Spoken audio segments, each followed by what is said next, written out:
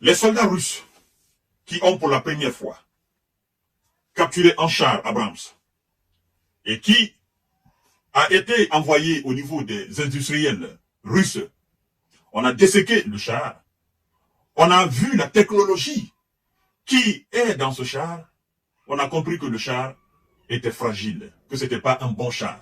On l'a même comparé à un certain nombre de chars russes qui surpassaient le char Abrams des États-Unis en termes de qualité, en termes de blindage, en termes aussi d'efficacité.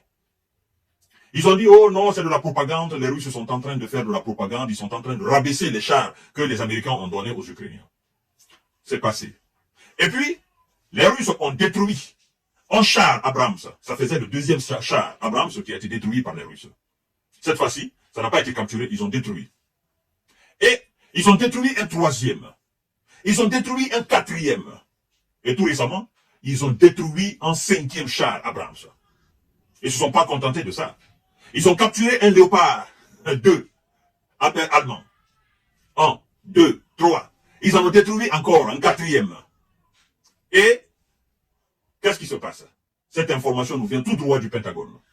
Au niveau de hauts responsables même militaires américains. Qui a d'ailleurs été confirmé par des hauts responsables aussi, des hauts officiers placés, n'est-ce pas, au niveau de l'armée ukrainienne. Mesdames et messieurs, ce que je m'apprête maintenant à vous dire, sincèrement, si vous étiez ukrainien, ça devrait dans les conditions vous donner des maux de tête. Ça devrait, dans les conditions normales, vous pousser à poser les armes, à déposer les armes et à vous rendre. Avant la contre-offensive, les chars Abrams ont été fétichisés. On les a mystifiés. C'était l'arme fatale. C'était l'arme qui était censée porter le coup irréparable. Le coup irréparable à l'armée russe. Le char Abrams. On a tellement fait l'apologie du char Abrams que nous-mêmes, certains de nos observateurs avaient peur en disant « Oh non, c'est fini pour l'armée russe, ils vont humilier la Russie. » Et c'est dans la foulée que M. MC Emmanuel Macron a dit qu'il ne faudrait pas que l'Occident humilie la Russie. Moi-même, j'ai reçu des appels, j'ai reçu des SMS. J'ai visionnaire, ah non, c'est fini pour les Russes, parce que l'Amérique a décidé d'envoyer, n'est-ce pas, de l'armement lourd, l'Amérique a décidé d'envoyer ces chars Abrams, et jusqu'à présent, voilà, c'est des chars modernes, dernière génération, c'est des chars qui vont faire la différence sur le terrain.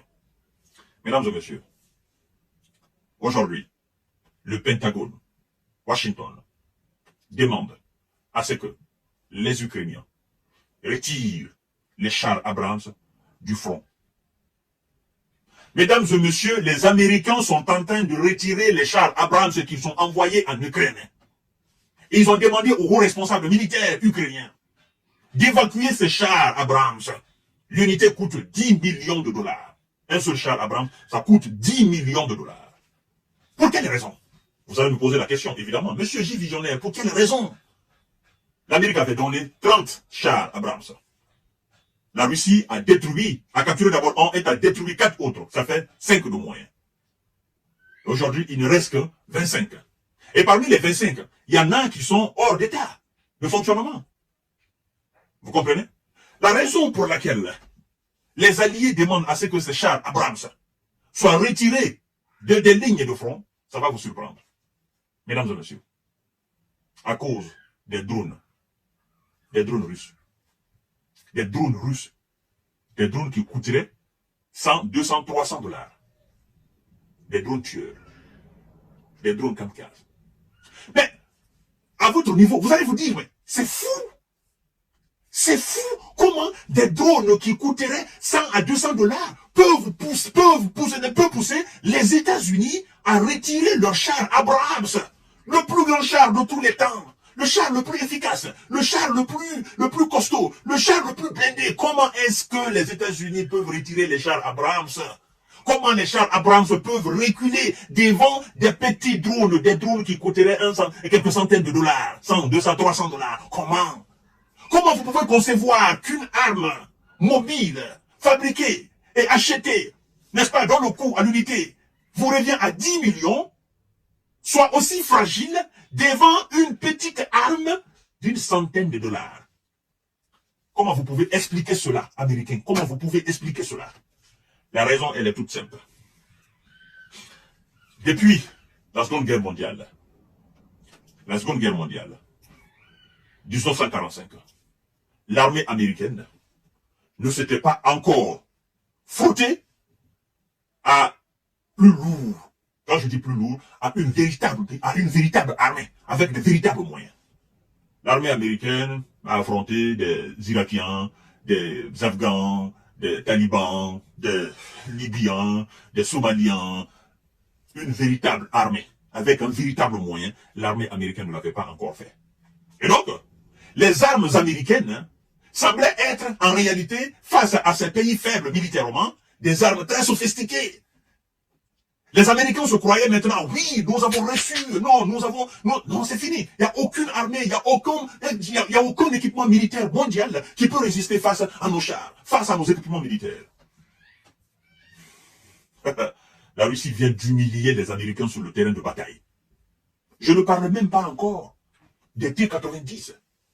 Je ne parle même pas encore du monstre T-14 qui vient nouvellement de sortir. Je baisse la voix en parlant de T-14. Parce que ça, c'est une technologie dernière génération. Les T-90, 91, les T-71 ont fini, ont neutralisé les Abrams sur le terrain. Avant même de parler de T-14. Laissons tout ça.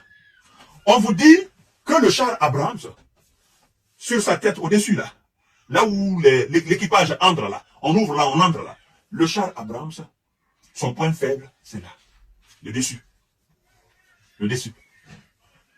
Alors, quand je vois les Américains nous parler des armes avec de l'uranium appauvri, des bombes avec sous-munitions, je me dis, mais la Russie, c'est pas quand même possible.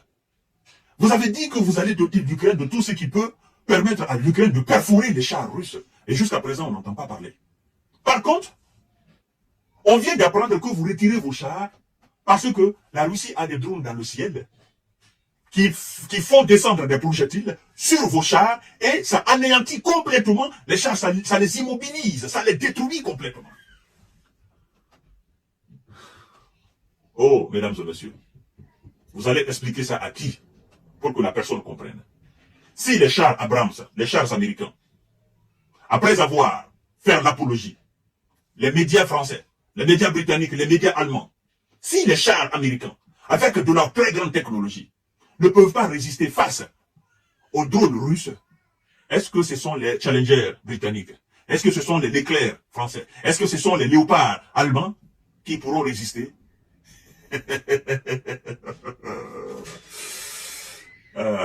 Mesdames et messieurs, voilà la réalité sur le terrain. Tout ce que les Occidentaux envoient, la Russie a toujours quelque chose sur le terrain qui neutralise, qui détruit et qui brûle. Je comprends mieux quand Piotr Tolstoï, le vice-président de la Chambre basse, qu'on appelle la Douma, a déclaré, je cite, « Envoyez vos chars, ils brûleront tous. » Il savait de quoi il parlait. Et à l'époque, on se moquait de lui. On dit, oh non, il est vulgaire, oh non, il est grossier, oh non, il est arrogant. Mais Piotr Tolstoï savait ce qu'il disait. Parce qu'il savait ce que la Russie avait sous la main contre les armes occidentales. Alors, Dieu sait l'importance qu'a les chars sur le champ de bataille. Parce que les chars permettent de briser les lignes défensives. Et s'il n'y a pas de chars, les chars permettent aussi de transporter en toute sécurité, naturellement, des troupes, grâce à leur blindage. Les chars permettent aussi de protéger. Et quand on vous dit qu'il n'y a plus de chars américains sur le terrain, ben écoutez, comment voulez-vous alors que ces gens arrivent à percer les lignes défensives russes? Ils vont faire avec de la salive? Ils vont faire avec du chapelet? Ils ne feront pas avec de la prière. Non. Alors, chers dames, chers messieurs, chers demoiselles, l'Occident, face à la Russie, est voué à l'échec et à l'humiliation. Partagez la vidéo dans tous les groupes possibles.